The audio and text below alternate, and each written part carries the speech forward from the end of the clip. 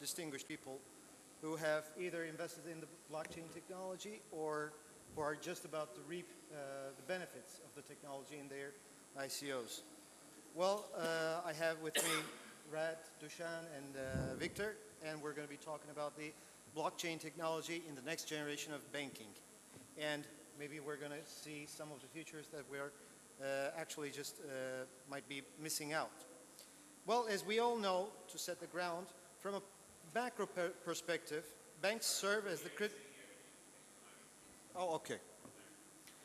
as we all know, from a macro perspective, banks serve as the critical storehouses and transfer hubs of value. As a digitized, secure, and tamper-proof ledger, blockchain could serve the same function, injecting enhanced accuracy and information sharing into the financial ecosystem. Banks have already started experimenting with the technology in consortiums like R3, and they're trying to expedite the back office transactions and the settlement, according to which some in the banking industry say could cut up to $20 billion in the middleman costs. Well, the blockchain technology represents a total shift from the traditional ways of doing things, and this holds true for even the industries that have been subject to digital disruption so far. So I'd like to ask first, among many experimentations in the finance sector, which ones do you think will be promising, and which areas will be disrupted mostly when it comes to the financial sector? So we can start with, you want to start? Like, sure. It could be KYC, remittances, lending. I think the first one, the lowest hanging apple, is going to be remittances, because there are a lot of issues right now in that area where after you go from a certain amount of transfer, the lower amounts, the micro and nano amounts cost too much to transfer, especially globally. So if we wanted to start somewhere, I think most of the projects are currently focusing on solving that problem of remitting money across borders for reasonable costs, unlike the systems that exist right now that cost $20, $30. And you know, if you're paying $20 to $30 in fees to transfer another $20, $30, it doesn't make sense. So there's a huge opportunity for disruption there. So I'll follow on that one. I try to give three. The reason why I didn't want to answer first is that in general, I think any of those adoptions that big banks are saying that they will do has taken way longer than we ever expected. So I think we need to, I'm a little bit negative about quick adoption between corporates when it comes to blockchain in general. And that's fundamentally why the whole ICO movement was born, because many of my portfolio companies would go to 50, 100 banks, pitch them, educate them, not to charge a fee about everything how this works, and say we'll do a proof of concept and would never go into production. And that's why the ICO movement was born, where all these blockchain companies were saying it's very hard to get real production revenues. We need to kind of invent a way to refinance ourselves. Now, to Brad's point though, yes, cross-border payments, yes, we've talked about it for quite a while. There is a company called Ripple that I guess most of you know, that has tried to disrupt SWIFT and cross-border payments, and they've been doing that since 2011. We've loads of proof of concepts and very little in production. But yes, we are hearing right now some first examples of actually that people will use Ripple for cross-border payments. Maybe not surprisingly, it's in Asia that it starts. Japan and SBI, which is a huge financial institution, has invested in Ripple itself and has said that they are going to start to use it. So yes, we are seeing it. But it took a while, and a lot of frustration between that. KYC, definitely, I have a portfolio company myself that is actually managed with the monetary authorities of Singapore's support, do a pilot between 3 different banks in Singapore, one local, one international, one kind of regional, to share their KYC among them on a pilot basis. It's an enormous advantage for consumers to be able to share at least consumer, if not corporate KYC, so that actually banks can compete on what they should be competing on, which is price and service, and not on back office. So it's fundamentally important. Has it been quick? No. Very slow. So it's slow. And so to answer your question, it's slow. It's way too slow, actually. Now, I will give one example, which is really a good example, I believe, for emerging markets. It's a Swedish company called Chromaway. They did basically use the distributed ledgers to basically put the land registry, the property registry, land and property registry in Sweden on the distributed ledger. That is a process improvement in Sweden because it was already somehow digitalized. But when they do that in India, in Andhra Pradesh, where people don't even know what they own or they don't own, and nobody actually knows, then it's disruptive. Because then you are actually feeding the whole economy, because you know who owns what, and then you can do a microloan or whatever, right? That is disruptive, and that example actually exists. Now that is Andhra Pradesh. I don't know who of you who knows the mayor, he's at the forefront. You were talking about governments, mayors taking risk.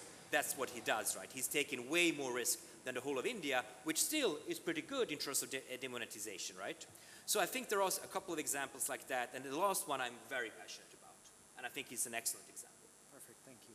Victor, would you like to add anything on that? Yeah, I mean, generally speaking, I think it's no secret that, for example, banks are looking very deeply into blockchain and thinking how blockchain can save them lots of costs, not only in transferring money cross borders, but into basically eliminating lots of middleman jobs within the institutions themselves. And this will happen not only in finance, but across all industries. I think it's inevitable. We should embrace it, and that we should look into the advantages of that. So it's happening, and it will only escalate from there. Yesterday I was looking at an article, and in this article they were talking about 36 different areas in the industry other than the finance sector. And I guess some of the companies that we've talked about regarding disruption in the industry, like Uber, they're going to have to disrupt themselves to continue their business, because other technologies are coming in in this domain as well. Well, the blockchain technology places trust and authority in a decentralized network rather than in a powerful central institution.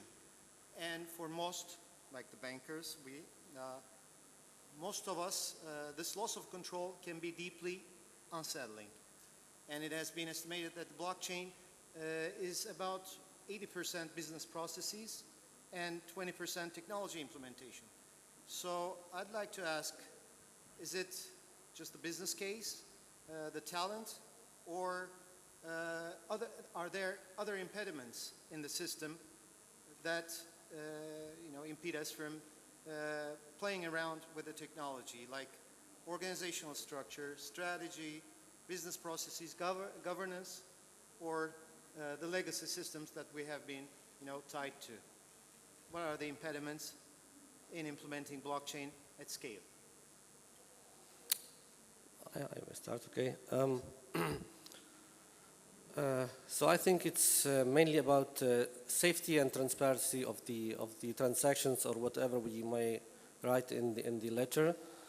I come mainly from a video gaming background, and I think this is an interesting case here, because video gamers use to microtransactions every single day. Video gamers use cryptocurrencies every single day without actually naming them cryptocurrencies. So these are the most early adopters of this technology. If they see it then in banking, if they see it in accounting, they are not surprised by this. Implementing at scale. I think we have an interesting case in the United Arab Emirates, where they're trying to reach this paperless smart city, implementing blockchain across the multiple sectors at once. I think I could from a Poland point of view, where I come from, we could only envy their speed at implementing things. And but there are always also side motives to all of this. For example, in the specific case of the Emirates, we see the economy is mostly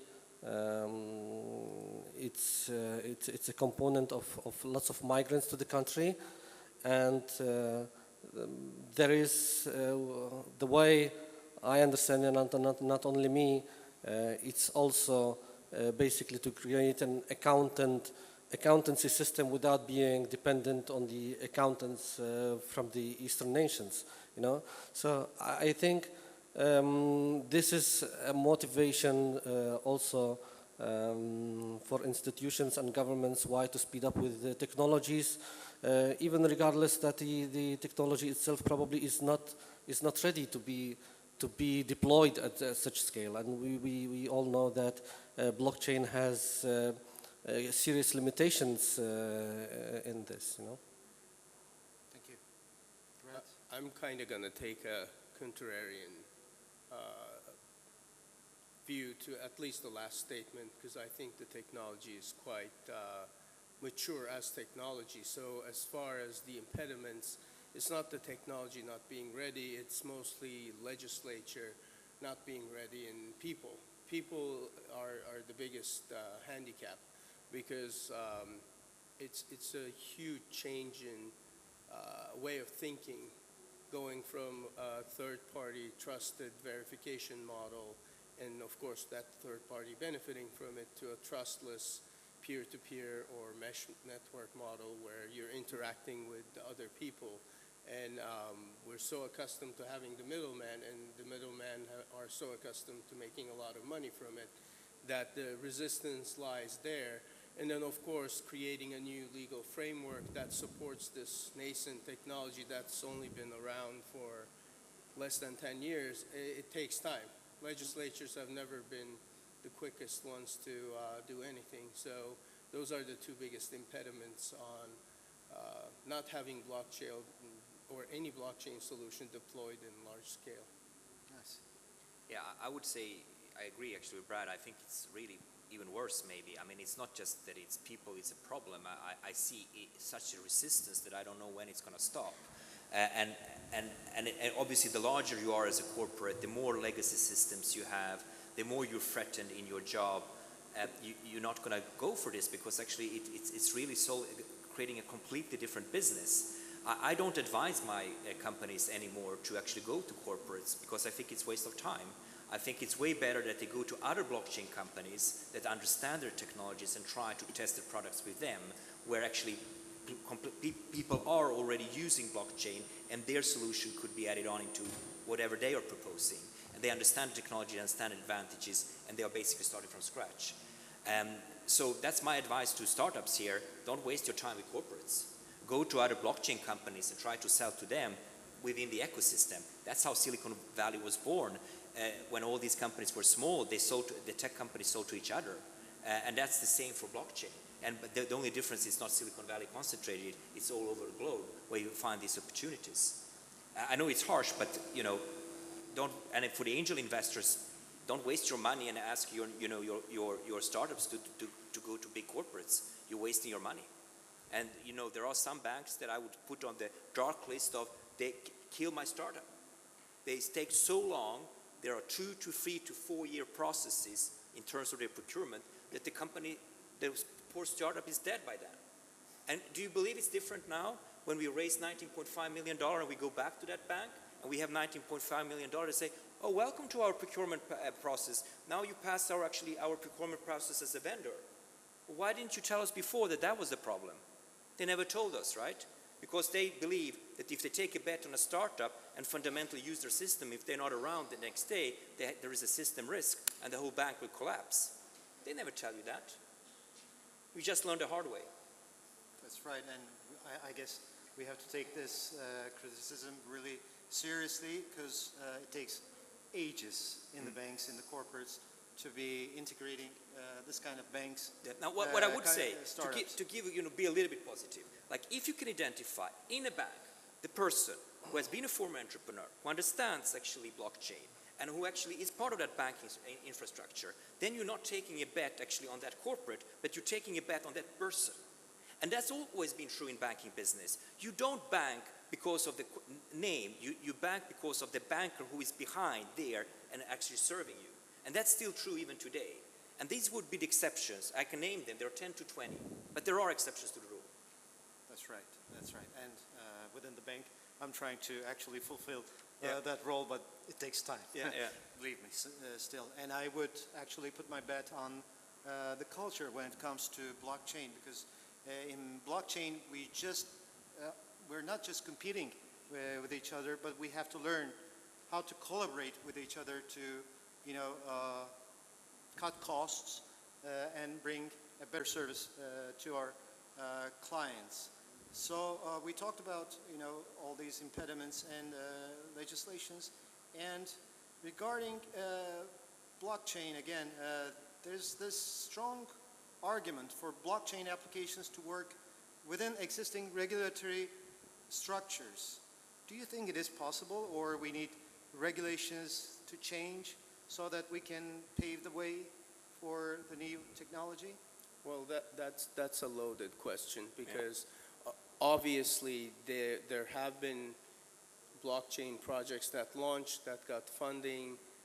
We worked on several of them, and they were fully compliant within the jurisdiction we did them. Now, does that mean that they work within the existing legal framework? Yes. Should there be a new framework? Absolutely. I mean, we're trying, at least in the United States, we're trying to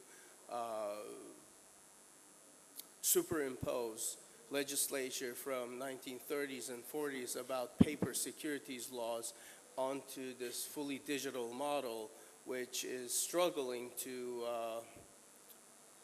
really work together. It's not a good definition. So there's definitely need for a modern framework for this new asset class. And sooner it comes, better it's going to be for all the countries and all the projects. Having said that, you can perfectly launch fully compliant projects right now in certain jurisdictions and bring your project to life, so you don't have to wait 3 to 10 years for that legislature to come. Good to hear that. Well, I think it became actually increasingly difficult actually to launch in these days a fully compliant project with if we think as a global project which has global reach, it's really difficult to launch such a project with full compliance in all the major jurisdictions. We have heard from the last SEC hearing in the US, where they actually embraced blockchain as a technology, but they have stated that, in their opinion, that up to date, most of the ICOs which were conducted, in their opinion, they are securities, despite being claimed otherwise by these startups and the ICOs, and that they don't have up to date any single startups signing up with them as a security, and they see this as a serious problem. We as a company which is also trying to conduct an ICO within a European Union jurisdiction, it's also become a troublesome, the current regulatory framework, and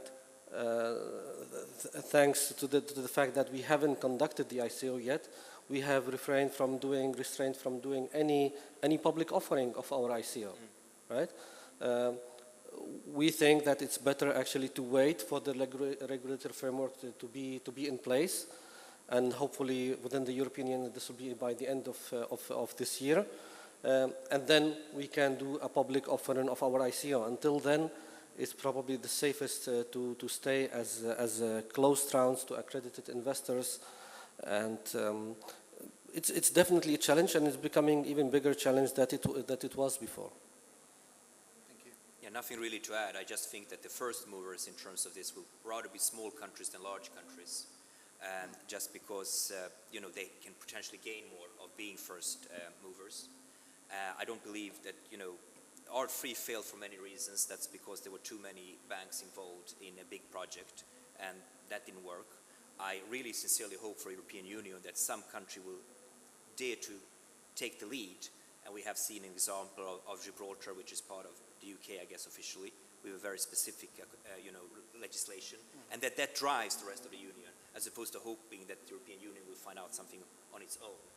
Somebody needs to take the risk, and then the rest would follow. But I do believe that small countries will take the lead because they have, more to gain, with the exception of Japan, that actually embraced the whole regulatory environment just because they saw that this is a fantastic opportunity for them as a financial center.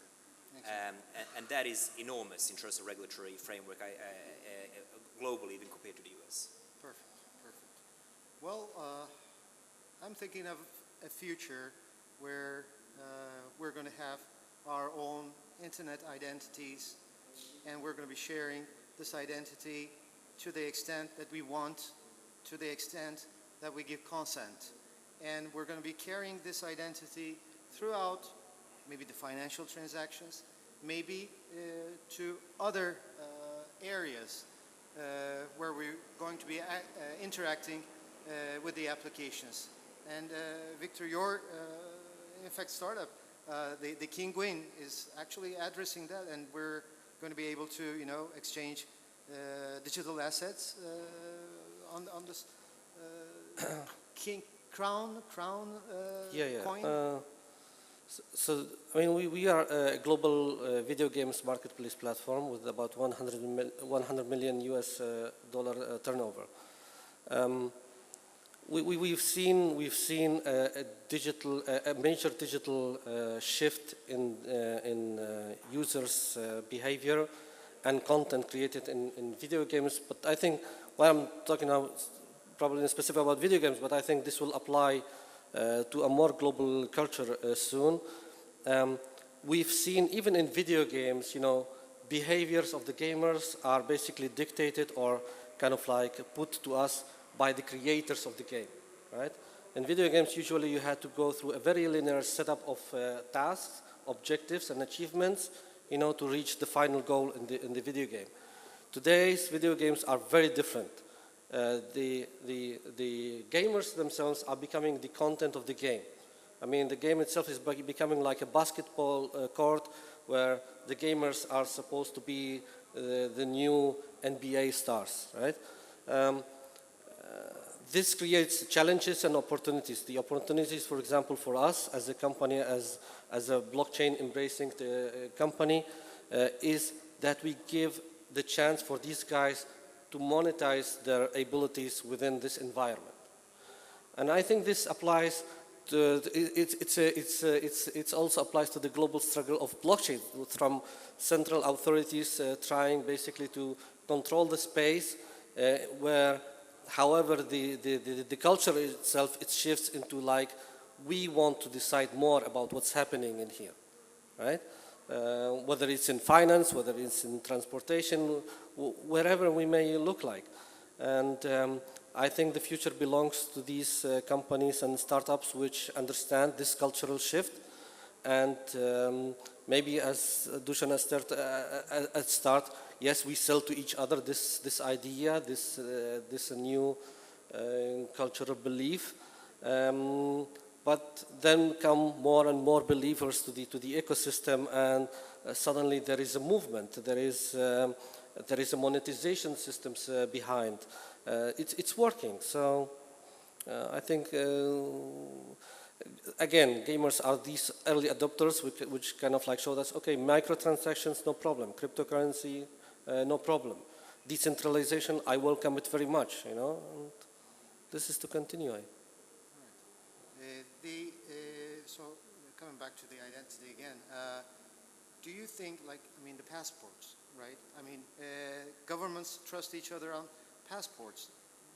Do you think, in what kind of a future do you think we will come to a certain spot, a certain period in time, that we will have this identity, global identity? It's a very controversial I think it's question. the most controversial question you're asking, and I hope potentially could be a whole 45 minutes on that. I'm divided on that question. Obviously, we all know that Bitcoin is fairly anonymous, right? Well, it is anonymous, so obviously there are disadvantages for that, at least perceived big disadvantages, that it's perceived to be used for money laundering, whatever, prostitution, whatever, name it, right?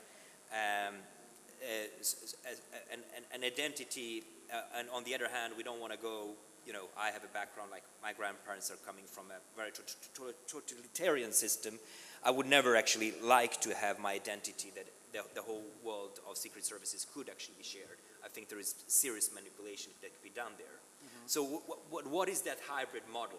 Like, is it Zcash, to name one? I don't know. Mm-hmm. Like, new authority is not good. Least authority is probably somewhere between. Like, I don't know that perfect model where that kind of hybrid model would go, between that everybody has access to everybody and there is some privacy, basically. Exactly. That's what we're talking about, that we have some privacy, and we know that European Union laws in terms of privacy are very strong, especially in Germany. They don't even kind of like what Facebook is doing.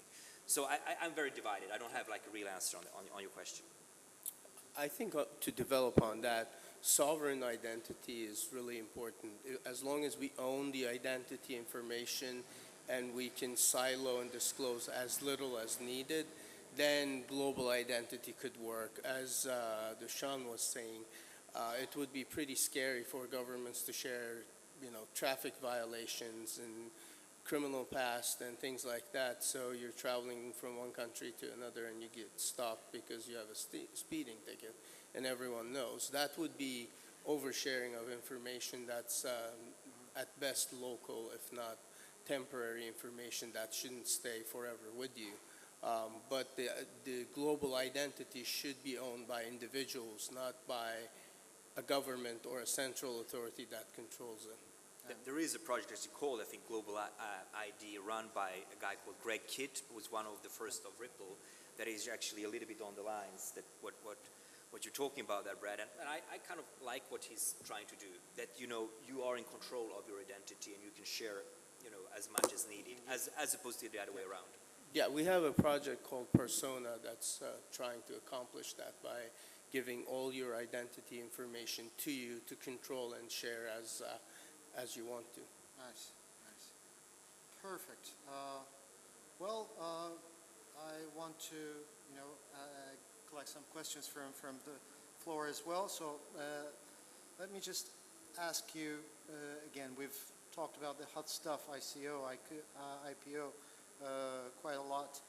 And where do you think the investors should feel safer and more secure in ICOs, in IPOs?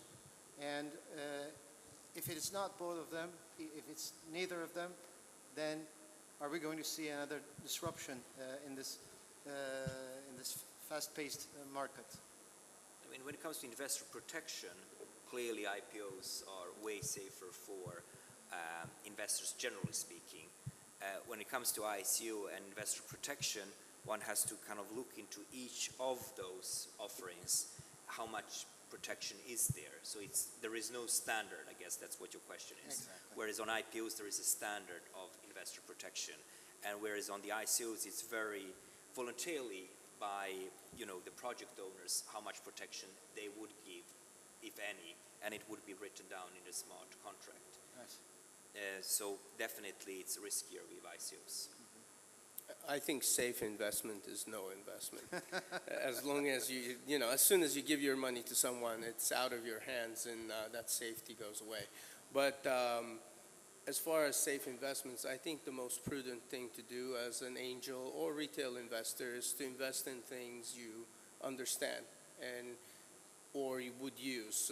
So that way you have some familiarity with what you're getting into. And if something seems too complicated to understand, then don't invest in it. That's the safest approach I can recommend. Perfect. Victor, anything? Yeah, I mean, how much to add to that, right? It's an educated gambling choice at the end of the day. I mean, once the money left your bank account, you have little control over that, and you should have made this educated choice, your homework about where the money is going to. Personally, as a small angel investor in projects, yes, I definitely try to invest in projects that I understand, usually from my industry. I don't go beyond my industry. There are usual mechanisms that I don't understand, even if they might look obvious at the very start. And I don't really differ, between ICOs, IPOs, seed round, It's about the team, the project. There are so many factors come into place. Okay. Well, if we have questions, please.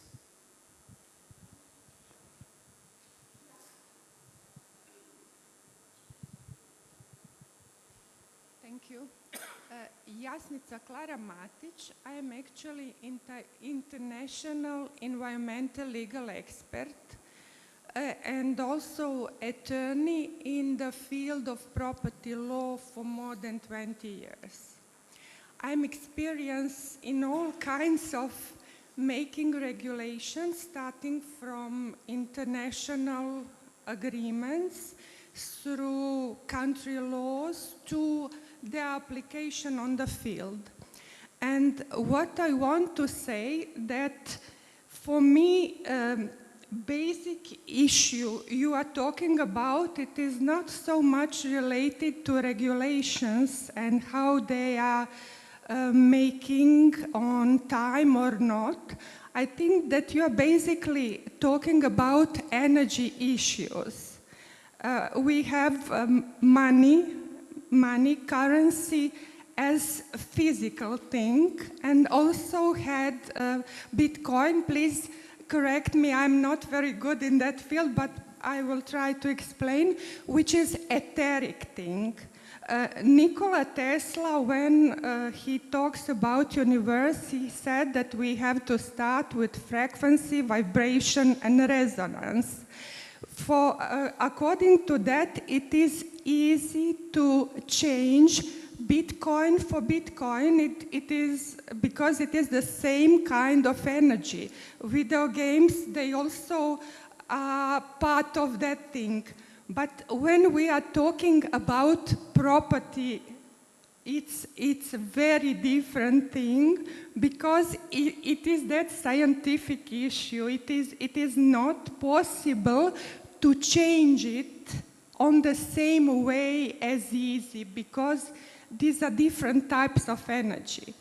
But when talking on practical things, talking about regulation, to understand that thing, you have to know structure, for example, of international agreements, which are the top point from everything is starting.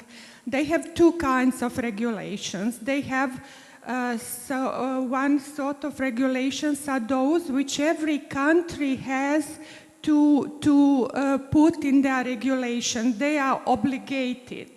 But the other is the thing of any country, how they want to regulate that thing and how much time they need.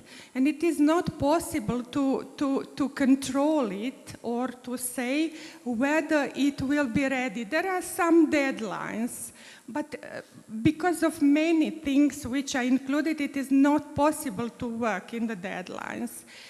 When you finish that thing with international regulations, then you had things about laws, especially if something new, which is as Bitcoin, you enter into the law.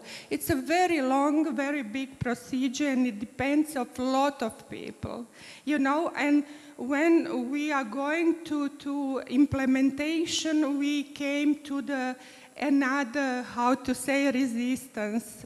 Many people.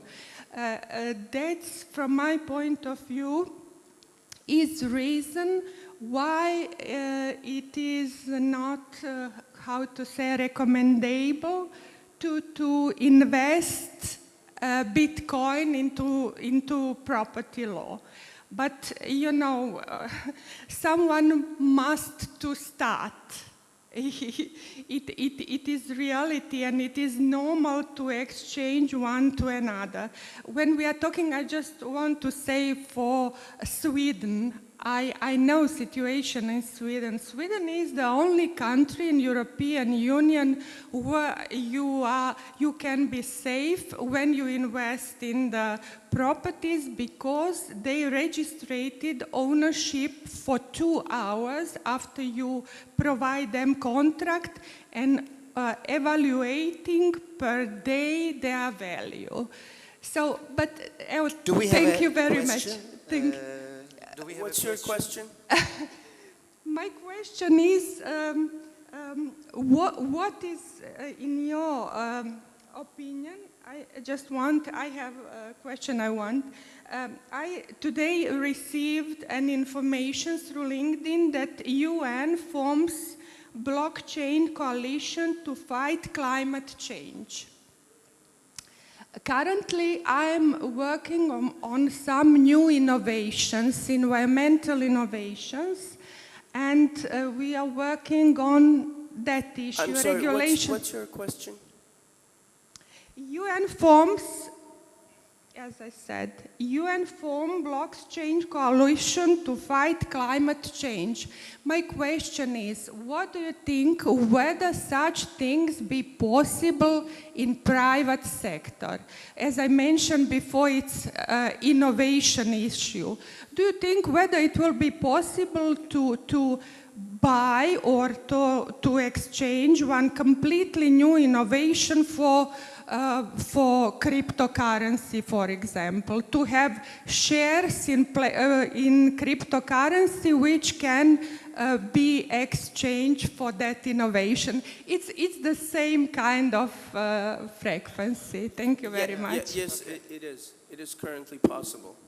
Okay, thank you. I'm glad to hear that. Thank you very much. It's a very comprehensive issue. It takes more time. Thank you. Today, Venezuela launched its cryptocurrency Petro. So, of course, for political reasons. But if this trend is followed by other countries, what will be the impact in the banking sector in terms of trading these cryptocurrencies? So, I'd like just to have this opinion in the panel. If other countries would follow Venezuela's example. First of all, I thought about that a lot with the Venezuelan example, and given that I have some roots from Europe, obviously, you know, saying no to monetary policies is kind of what is, I guess, the big question that you're asking, right? Because if you're suddenly saying that this cryptocurrency is taking over, and you know you're not even having US dollars or whatever euros, how are you going to control society? Is that your question? So if you say no to monetary policy, there are reasons why you're saying no to monetary policy. One of the reasons would be corruption. That basically the central bank that used to do the monetary policy was not capable of doing it. I'll give you a concrete example that we all know. Montenegro, which is part of Europe, as you know, they abolished their own currency and introduced the euro without being part of the euro. So it's not the first time in history that, you know, a country says no to its own monetary policy. And the main reason for that, I think the first movers again, it's like Venezuela, Zimbabwe, are countries where actually the central banks have done a really bad job. And in general, I would say, I would see that tendency happening very much so in emerging markets, because actually they trust actually Bitcoin more in some countries than their own central banks.